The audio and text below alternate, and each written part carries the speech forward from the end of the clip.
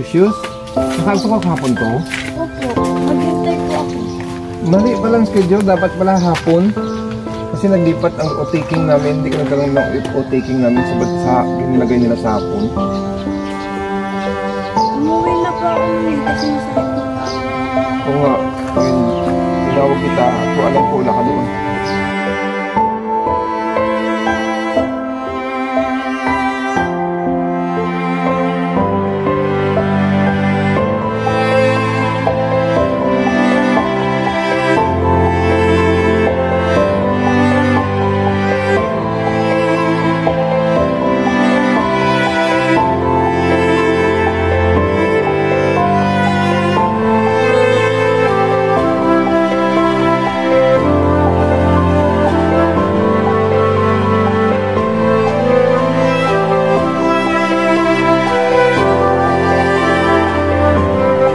Dito naman po tayo sa bahay ni April Shower, ang babaeng nagpayak sa atin during our content vlog. And dito tayo para tuparin yung pangako. Kasi kahapon, supposedly, doon ko ibibigay ang allowance ni Precious Faith na anak niya sa ABS during my speech. Kaso, hindi doon nakarating si Precious Faith dahil unexpectedly nalipat yung schedule ng off-taking namin, supposedly umaga. Yung advice ko kay Precious Faith, umaga kami magkita-kita sa ABS. Kaso hapon yung nalipat yung schedule ng off-taking namin due to the availability of our mag-conduct ng off-taking. So ngayong umaga, punta tayo dito sa lugar nila, yung lugar ni Precious Faith. At nakita natin siya na gumagawa ng tingting na walis, yung pinagkakitaan niya.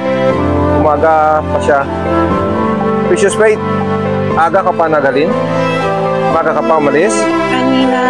Kanina lang bang pwede na.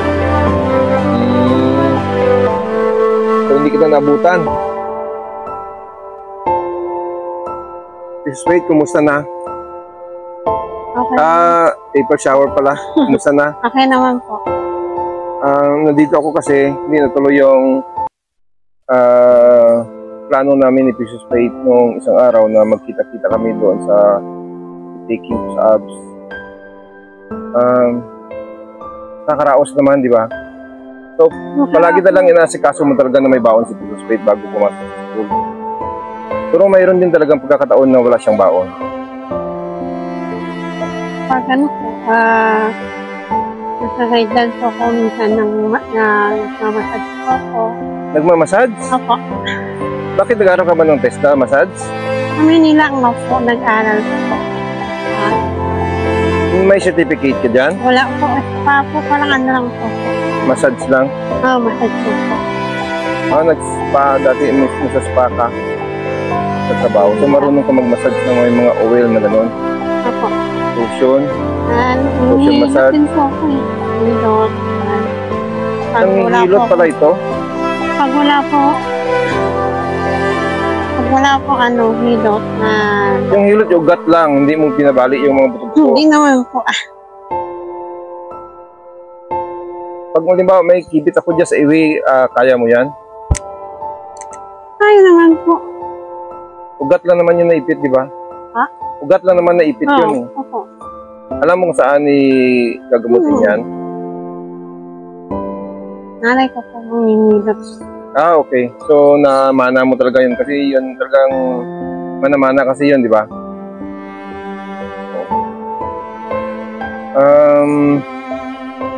Kumusta naman si Precious Faith? Kumusta naman si Precious Faith na anak? Mabait din. Kontento naman po siya kapag may pamasahe sa kahit wala na po. Pamasahe lang po. Kontento na po. So yung binigay ko sa kanya na sarili kong pang-allowance niya, na nagamit ka rin yung Friday at Tuesday. Pag wala po siyang pamasahe na. Diba binigyan ko siya nung isang araw? Hindi po. Na 100 pesos? Opo. Wala ang yun ang binaon niya. Nung Bebes. nabukasan nun. Tapos, nung kahapon.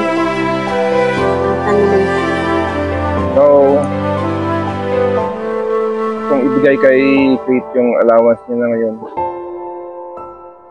Order ako sa yung walis. Binenta ko po kahapon. Wala ko kami ulam. Oo, naibinta mo yun. Magkano lahat na kinita mo sa walis? Ang tali po, 30 pesos.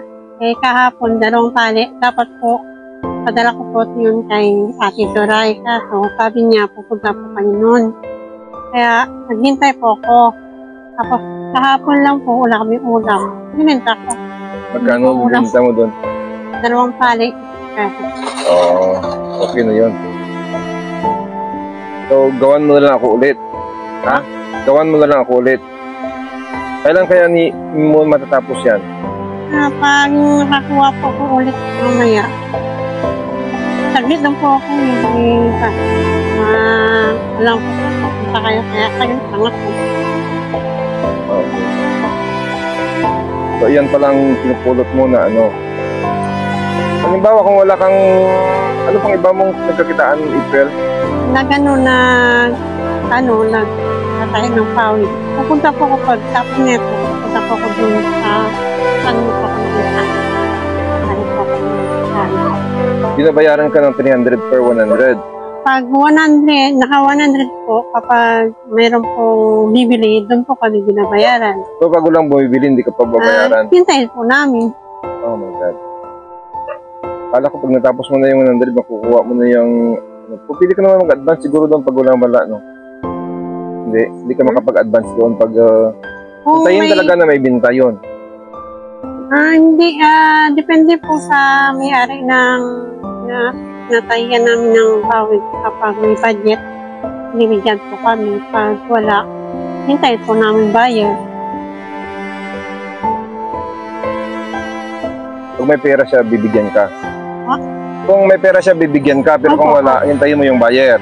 Opo, hintayin po ng buyer.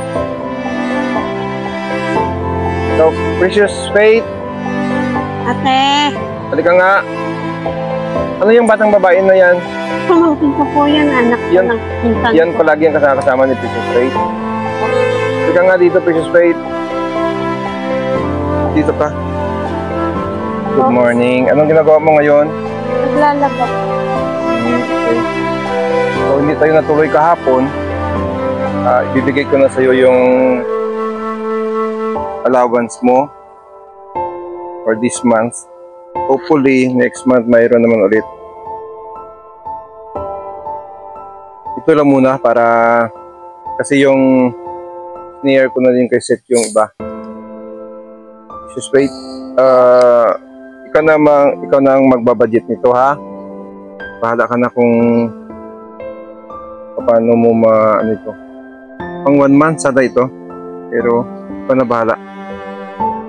Ito po. Thank you sa sponsor natin, sa buting sponsor, Ma'am Myra Aksay, Santana Robinson, for your kind heart.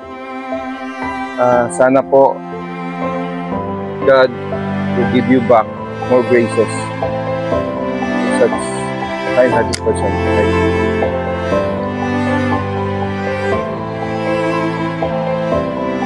$100, $300, $400, $500, $100, $700, $800, $900, $1,000. Thank So, you po ng marami. ito munang pauna nating allowance kay Precious Faith. So, nanay, sana nakatulong kami sa inyo. Ma'am Myra, maraming salamat po sa buwan-buwan na pagbigay ng allowance sa anak ko. Sana po marami pa po kayong matulungan. Kagaya po sa anak ko. Maraming salamat po. Maraming salamat po. Madami pa po kayo. Thank you.